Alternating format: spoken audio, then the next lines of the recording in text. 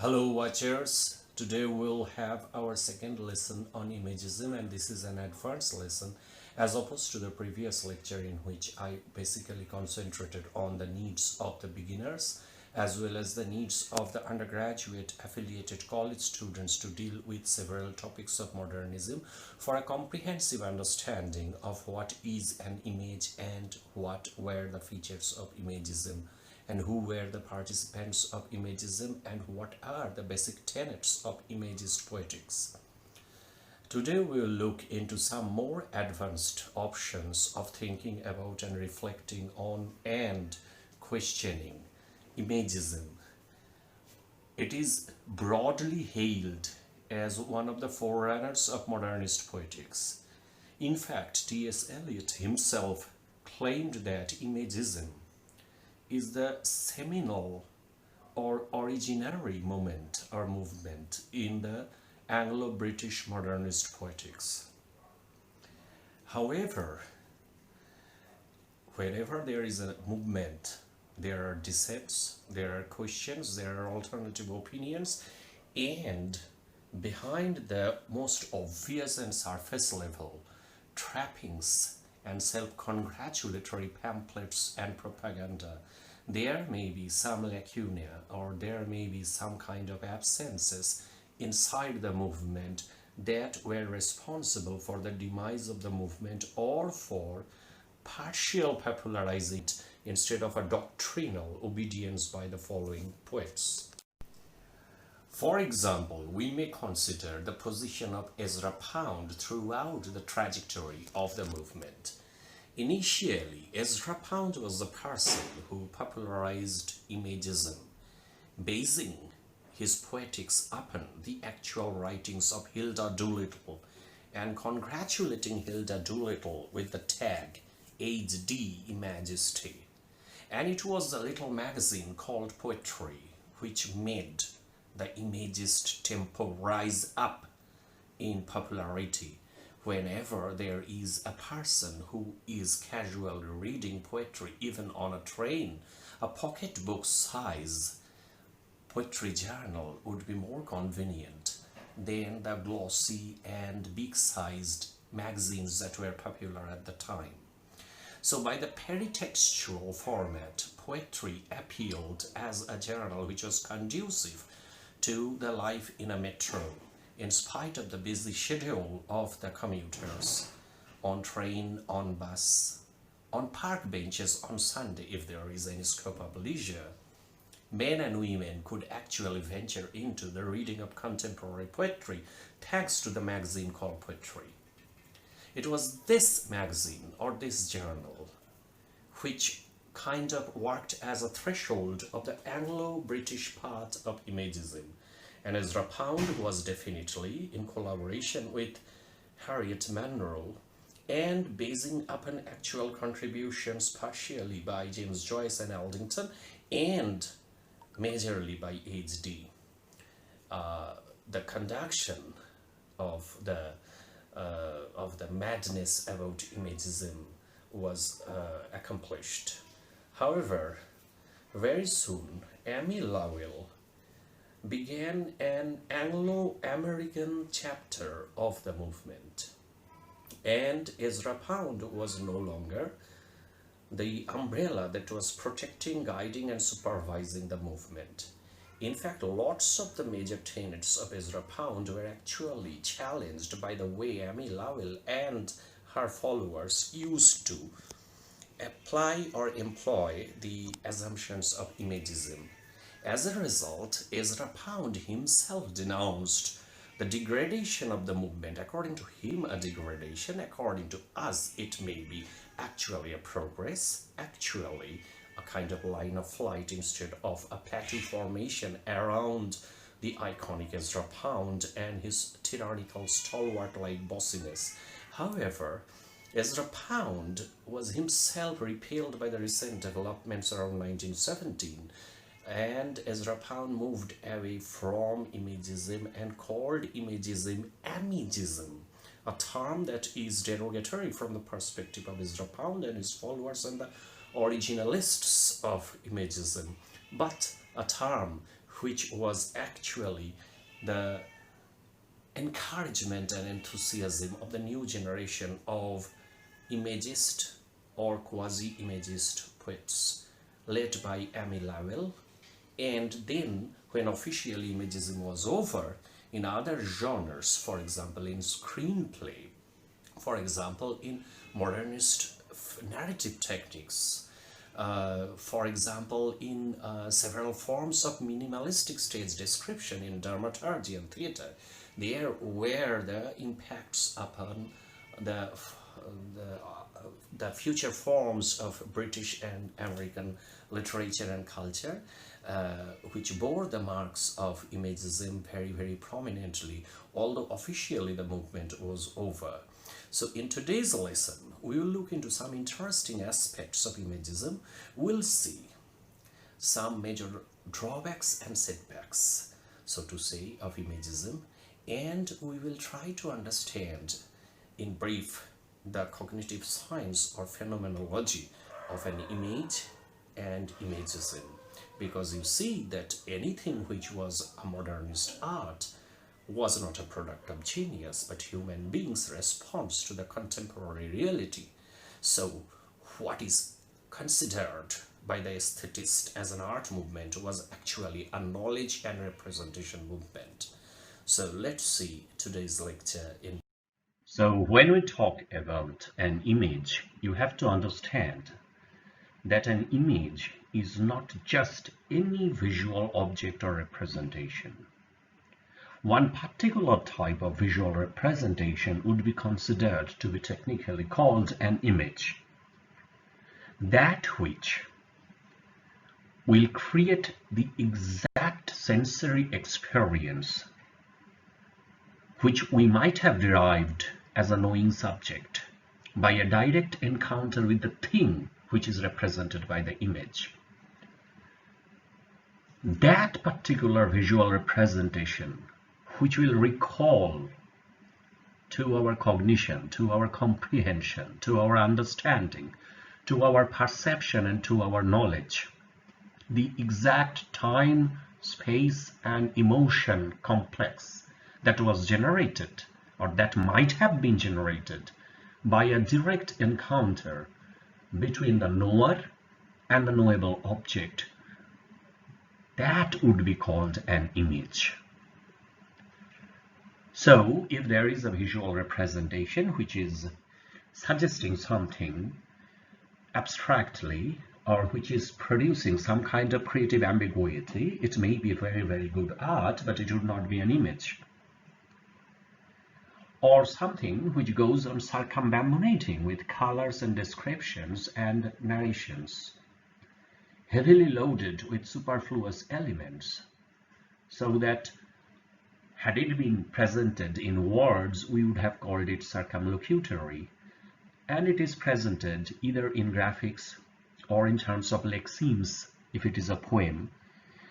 That type of a representation of an object, heavily loaded with extras, excesses, superfluous elements, unnecessary, uneconomic details, will not be called an image. The reason is that it is not producing the exact experience that the knowing subject might have generated by a direct encounter with the object that it stands for. Instead, it is giving some kind of diegetic commentary. It is giving some kind of interpretation of the narrator or the focalizer. It has a subjective bias, and maybe it has some kind of flabby abstractions. So, if we are going by phenomenological terminology, if there is a concept Q for a sensory quality type Q, such that human subjects at the moment of employing that concept Q, or at the moment of deriving the sensory quality type Q, will gather exactly the phenomenon of Q. We will call that Q an image. So, when we are talking about representation, we must understand that representation is not the output of a genius. It is not something extra that the cultivated or creative mind indulges in. It is not something that is overbrimming and overflowing because we cannot contain the inspiration or the energy to create something new. Rather, it is a very, very contingent act. The old people in the old ages used to hunt the beast and used to paint the graphics of that beast hunting scenario on the cave walls. Now, they were not wasting the time, they were not wasting manpower, they were not wasting hours, they were not wasting their hardly earned fire or torches. They were not producing colors at the expenditure of some leisure, time, energy, and money. They were actually responding to a basic need of human animal, and that is to understand reality in terms of representation, to comprehend reality in terms of representation. That representation which is not guilty of anything excess or anything extra, but exactly that particular time, space, and emotional compact being regenerated through it, we would be calling it an image. And if we look into image style and vocabulary, you will see that Imagism believes in curtailing the use of unnecessary parts of speech. If we say a window is open, that gives us the image.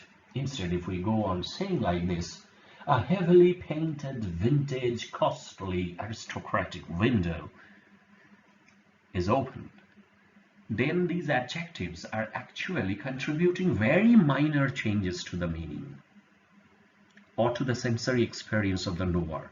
Rather, they are producing a cumulative effect of interpretation, which is not the economic responsibility of an image. That may be good visual art or good narration or good description or good realism, in fact, but very poor image or, in fact, not an image. The image will curb all the excesses like adjectives and adverbs. It will concentrate basically on the nouns and the verbs, those which are primary in representation. It will also avoid, as we can see here, I have charted down, the relative clauses and fancy punctuation. It will, of course, not use exotic verbs, and it will try to avoid unnecessary metaphors or references of intertextual nature or scope. So allusions and metaphors will be generally absent. In fact, the image will stand for the metaphor instead of containing a metaphor within it.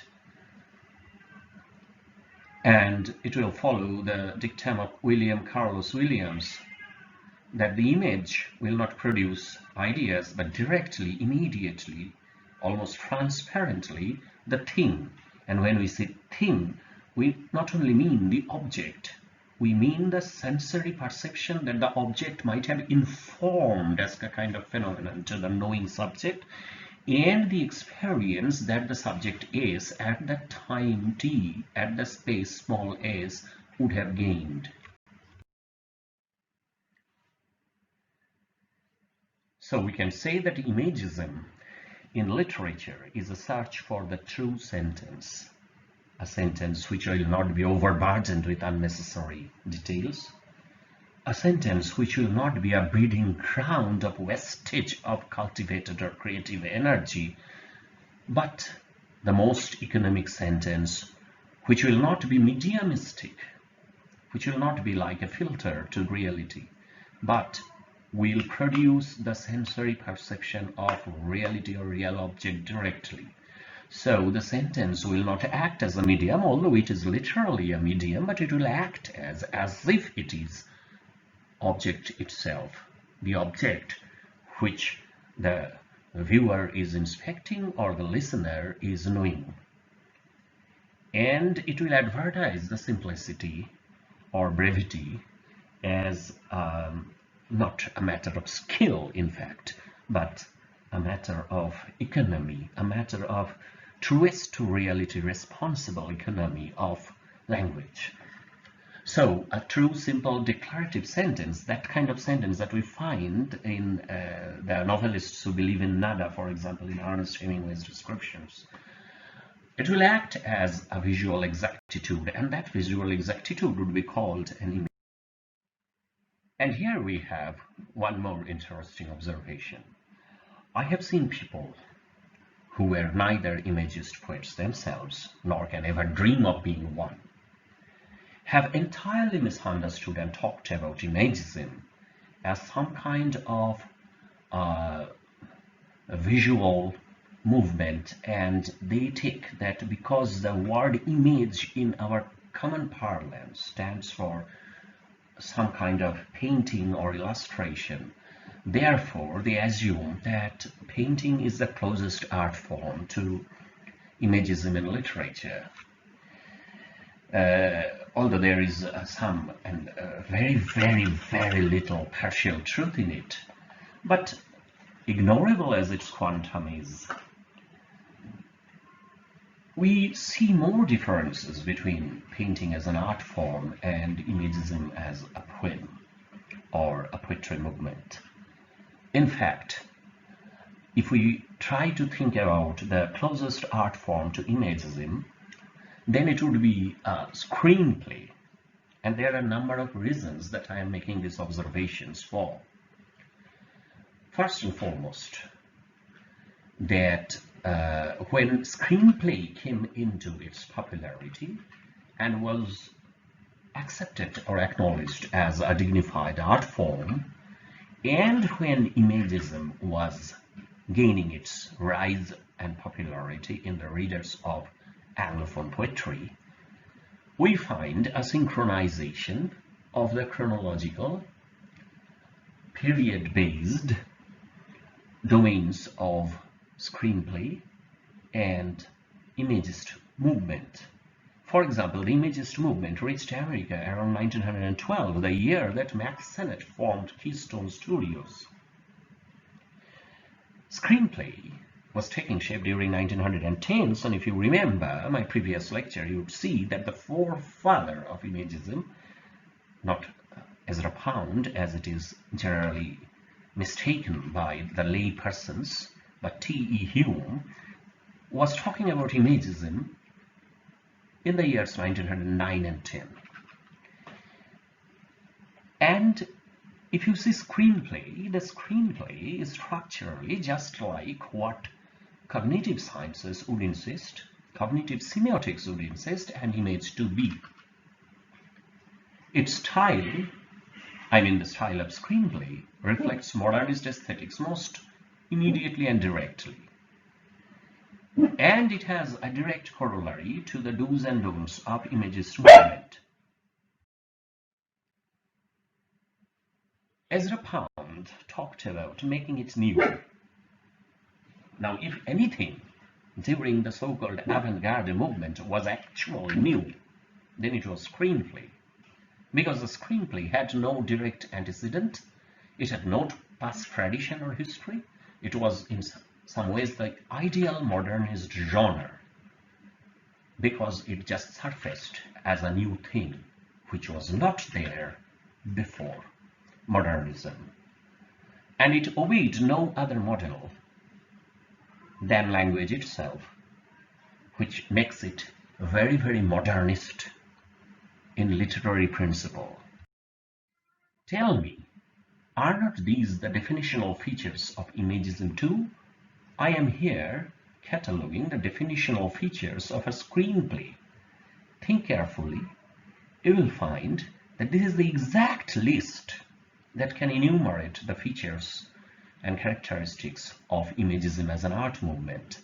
First and foremost, there will be attention towards visual accuracy. Secondly, there will be a prioritization of concrete over abstract. In fact, abstract could be minimized or made into zero.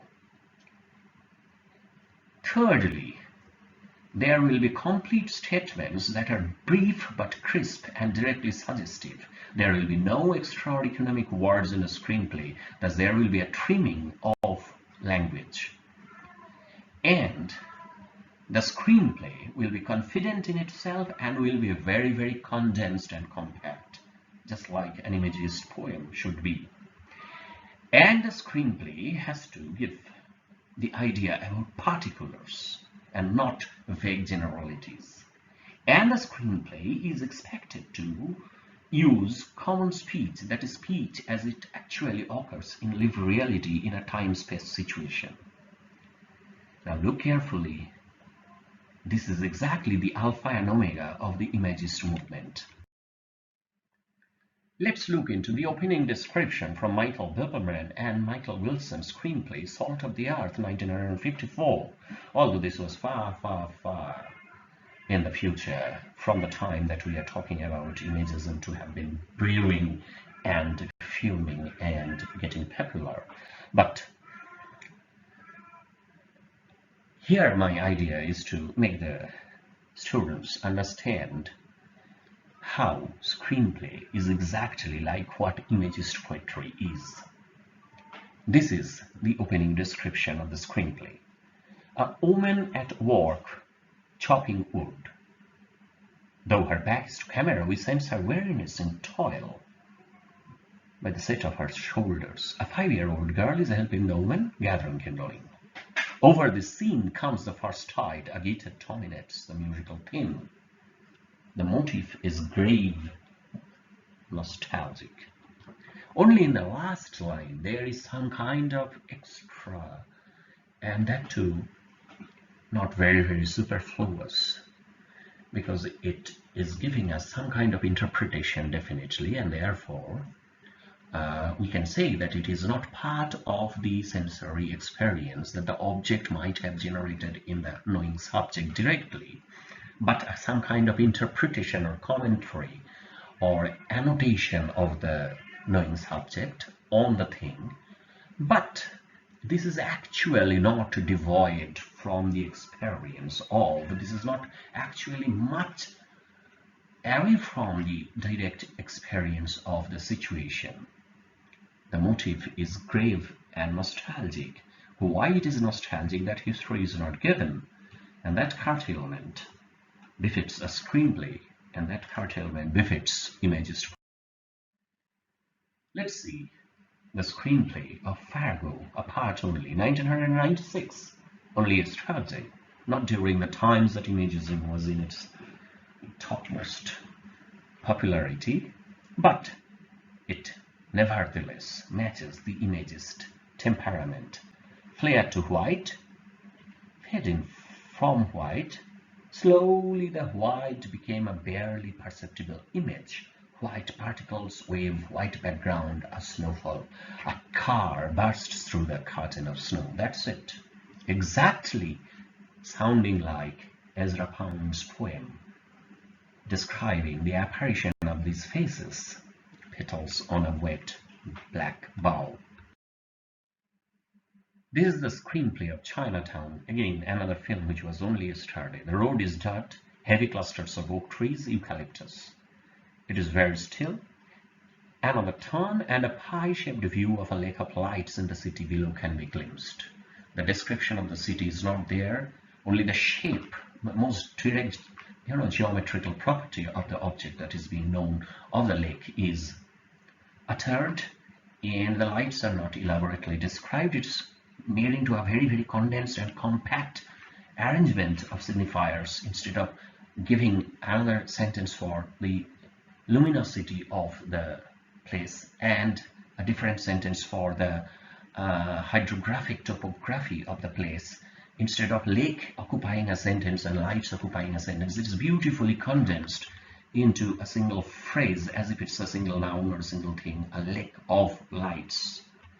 It's very, very emblematic or hieroglyphic, we would say, just like William Blake calling it tiger, tiger, burning bright in the forests of the night. That was Imagism.